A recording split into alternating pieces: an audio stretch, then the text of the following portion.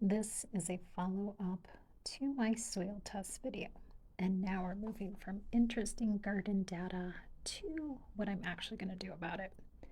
I tested a few different areas of my yard because I had some plants that were not exactly thriving. In back, I have a dogwood area, these coral bells. In the side yard, this little arborvitae that's looking rough, and in the front, an evergreen that has some browning that I want to keep an eye on. I'm not claiming that potassium is the only problem here. Plants can look sad for a lot of reasons: winter damage, water issues, transplant stress, too much shade, not enough shade, root competition, pests, all of it. But the soil test did give me one clear thing to correct. That thing is potassium. I sent soil samples in from several areas because I didn't want to guess. I could have just thrown random fertilizer at everything, but that is how you end up with overfeeding things while still probably not solving the actual issue. The report gave me pH, phosphorus, potassium, and organic matter for each area.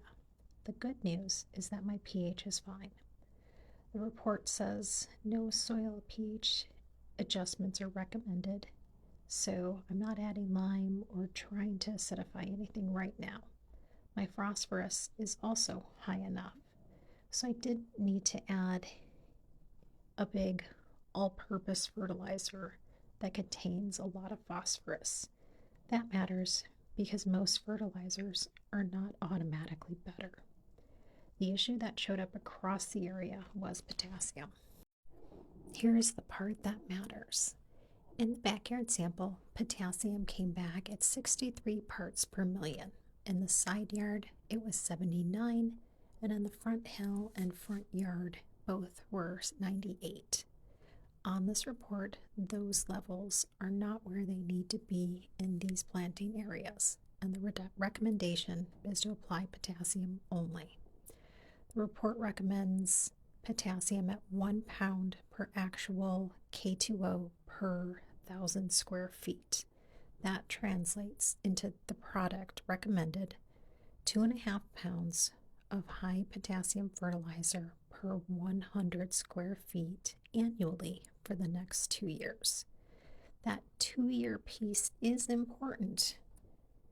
This is not dump a ton on it all at once and called it fixed. The recommendation is to correct it gradually and to retest in 3 years. So this is where the results line up with what I'm seeing in the garden. In the backyard, the dogwood area and the coral bells are in the zone where potassium tested very low.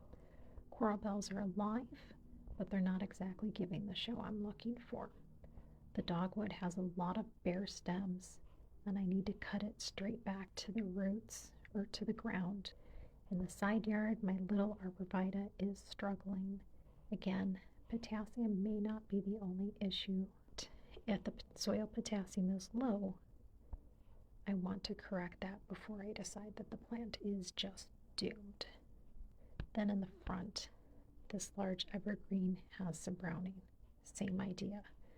I'm not expecting brownie and foliage to magically turn green. I am watching for whether the plant stabilizes and whether the new growth looks healthy.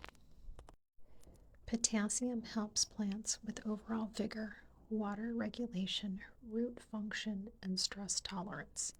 It's not a cosmic fix. It's more like correcting the missing pieces in the plant's operating system. Not glamorous footage, but the actual fix. I'm applying the potash in the area that was tested low based on the square footage of this bed, 188 square feet, spreading evenly instead of dumping it all near one plant. So that way the entire bed is resolved and all plants perform well.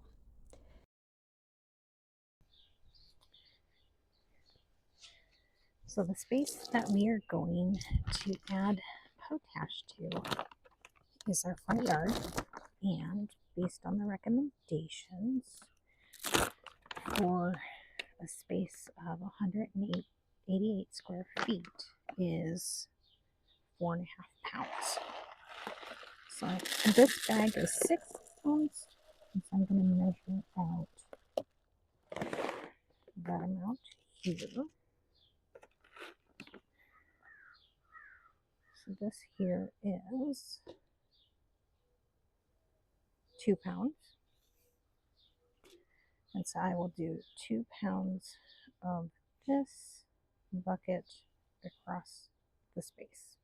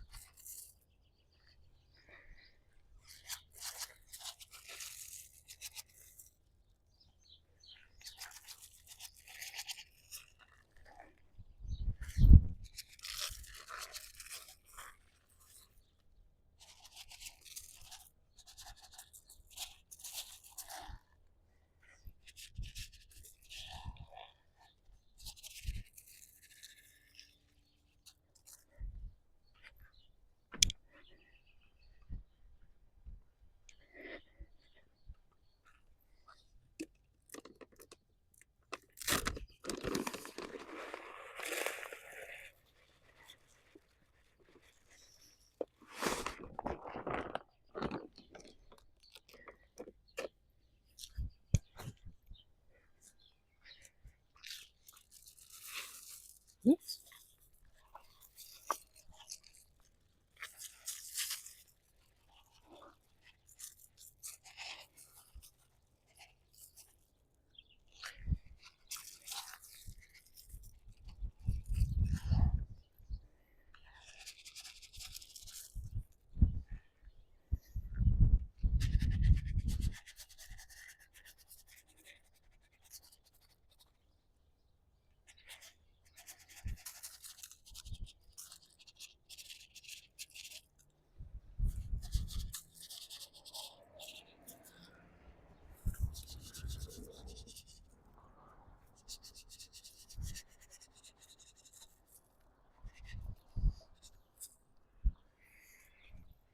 Perfect.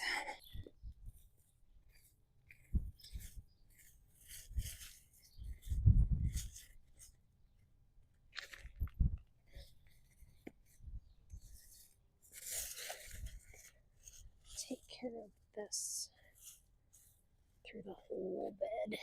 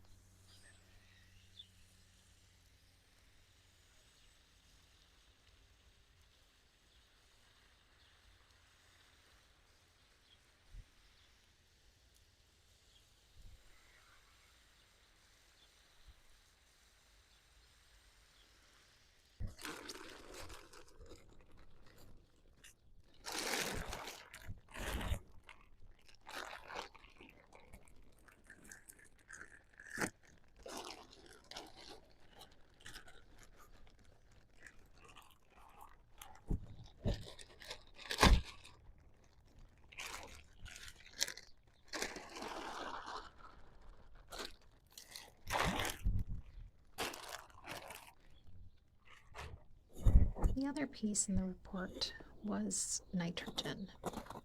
The mixed beds do call for a small amount of nitrogen, but the report said to apply a little, or not right now. So for now, all the new plants that I add, I will use plant tone lightly according to the label, but I'm not going to do a whole treatment across the bed, especially because my phosphorus is already high enough and many of the all-purpose organic fertilizers already contain phosphorus. For established shrubs and perennials, I'm going to be conservative. My main correction from the soil test was potassium. Nitrogen is more of an ongoing seasonal feeding decision, especially for plants where I want more leafy growth. This is the part of the soil test that saves you money and keeps you from doing too much.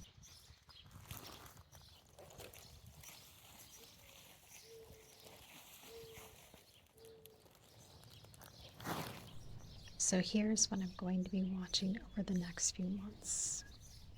Does the new growth look healthy? Does the browning stop spreading? Do I see enough improvement to continue justifying with year two's potassium recommendation? I'm going to keep watering consistently because fertilizer can't fix plants that are too dry, too wet, or planted in the wrong spot.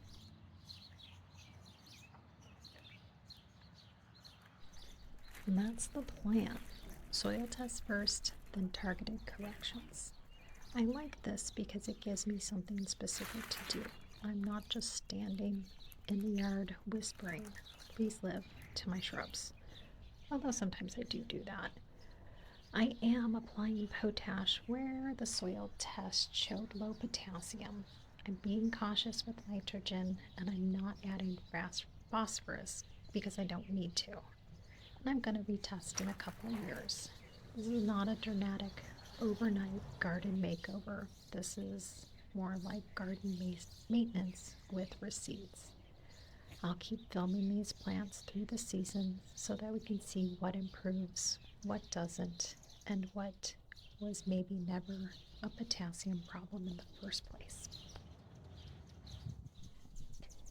Thanks for joining me today in the garden.